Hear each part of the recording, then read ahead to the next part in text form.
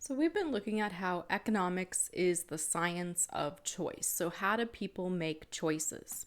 Well, we looked in the previous videos at how we weigh the costs and the benefits, and we look at the extra benefit and the extra costs.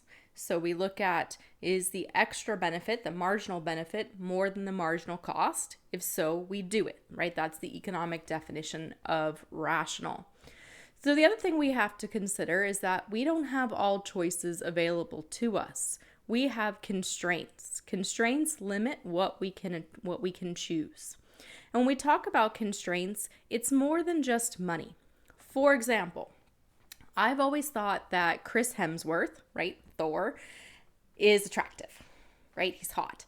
So when I choose a significant other, how come I haven't chosen Chris Hemsworth? Well, limitations. He doesn't live where I live. We've never met, and I think he's married. So these all limit my choices in a spouse.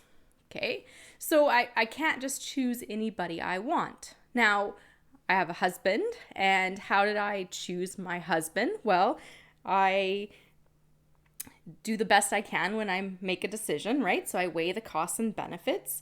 And so given my physical attractiveness, given my wealth and influence and the people around me, right, I do the best I can in choosing a spouse. And so I chose my husband. Same thing for him choosing me, right? We're constrained by who we know and what kind of people we can attract, right? The kind of people that we interact with. Those all constrain who we end up with. So my husband did the best he could. I did the best I could, right? We weigh the costs and benefits and we get married. How romantic, right? So we make decisions on the margins. We look at the extra benefit, we look at the extra cost, but we have to consider the constraints. Now, in economics, particularly in this course, we're going to look at the constraint as money. But there are other courses and areas of economics where you're looking at constraints that aren't money, right? The whole area of behavioral economics and choice theory doesn't consider just a constraint of money. But here in this course, we're going to consider the money constraint. So we can't choose what we can't afford. We're limited by our income. So our budget is going to be our constraint. And we're going to show this graphically. So what we like to do in economics is take things that might be an instantaneous decision we would make and we break it down in its pieces. So we look at it in more detail. We kind of put it into slow-mo, right? We slow it down and look at all the aspects of a decision where, if you're trying to decide what to have for lunch, you don't go, okay, well, my paycheck is this amount and, the value of the hamburger to me is X and the cost is Y. Like we don't spend, hours trying to decide if we should buy a hamburger. What we do in economics, though, is we break down those pieces that make up a decision, even when they're instantaneous, so that we can better understand how people make decisions. And of course, we learn from previous videos, if we know how people make decisions, we can change the incentives to change people's decisions. So what we're going to do is we're going to show graphically decisions that we make. So how do you decide to buy a hamburger and how many hamburgers to buy? Well, we're going to break it into its pieces. So we start with a graphical representation of the constraint, which is our budget line. So a budget line is a graphical representation of all the possible combinations of two goods or services that a consumer can purchase for the same amount of money. So you have X amount of money and you can buy more of one good, more of another, some combination of the two. So we're going to look at this particular example here. Let's assume that you have $300 set aside for entertainment and that you enjoy both video games and apps on your phone. So we assume that you enjoy them, that you like them, that you want them. And then we have a cost. A video game will cost $60. An app for your phone will cost $2. So our budget line is a graphical representation of the combination of phone apps and video games that we can afford.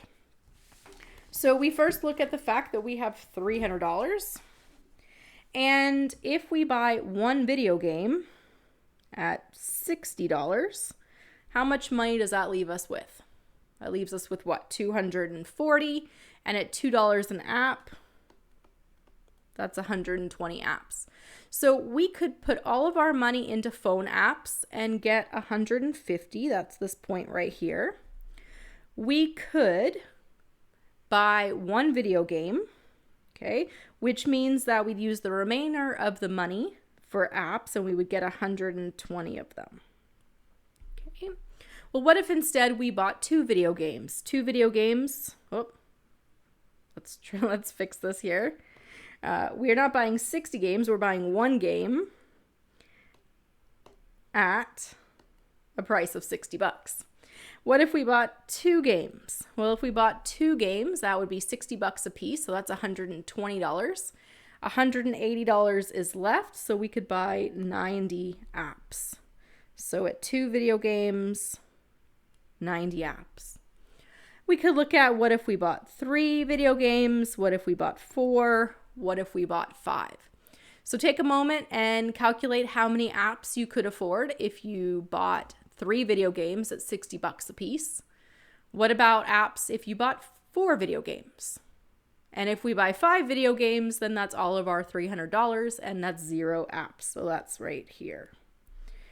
All right, so you should have ended up with 60 and 30. And we can actually plot all that information on our graph. So what we've created here, this is our budget line. So when we look at this budget line, could we afford 5 video games and 100 apps? No, that would cost us more than $300. So that is not a choice that we can make, right? We are constrained by the $300. What if we bought 2 video games and 30 apps? Could we afford it? Yes. And it doesn't use all of our money. So we could go with that option. But if we truly like video games and apps, we probably want more of them. So when we look at people's decisions, we don't consider just the constraints, we consider the marginal benefit, the extra benefit that we get from something. And so we're going to have to add more to our graph to represent that enjoyment that we get by having more. And maybe we enjoy phone apps more than video games or vice versa. Or maybe we just enjoy having more of both. So we're going to represent that graphically in coming videos. But right now we're just constraining our choices. And we're showing that with the budget line. So we could afford to get below the budget line, but likely because we enjoy phone apps and video games, we probably want to be somewhere on the budget line. But we're still going to have to figure out where on the budget line we're going to be. And that's where we have to add in that marginal benefit, that extra value we get from having more phone apps or video games. We're also going to have to consider the trade-off, the cost, the sacrifice. Because every time you buy one more video game, as we see here, you are sacrificing the ability to buy apps. Okay, you can't afford as many apps. And so we have to consider that sacrifice. What is the economic term for the value of the next best alternative, for that sacrifice for what you gave up? Opportunity cost. So we can use our budget line to calculate opportunity cost. So in order to calculate opportunity cost, we're going to use the slope of the budget line.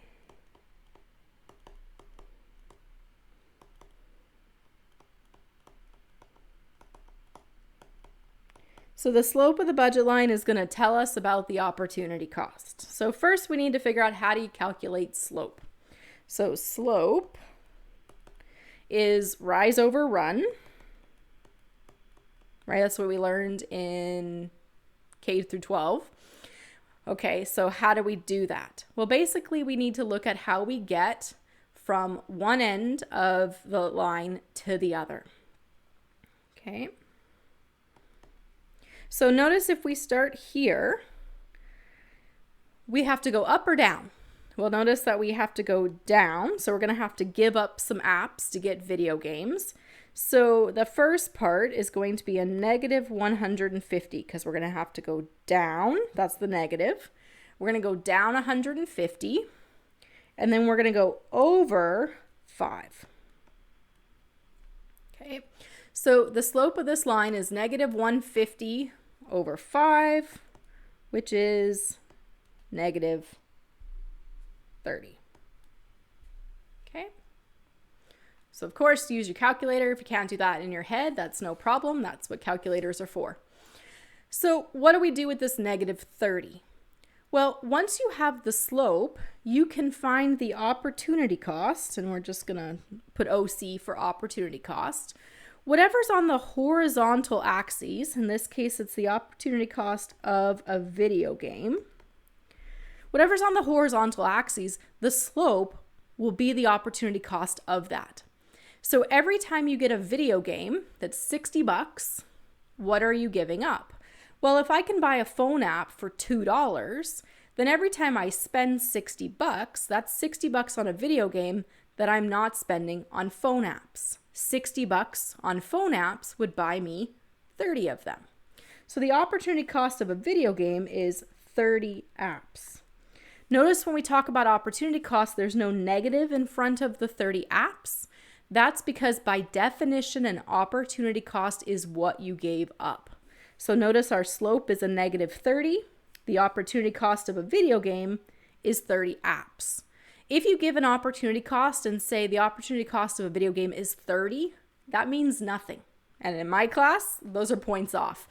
Because when we talk about opportunity cost, we have to specify what is the sacrifice? What is the next best alternative? In this case, if I'm going to buy a video game, then I have to give up my ability to buy phone apps. We can also look at the opportunity cost of a phone app. Okay.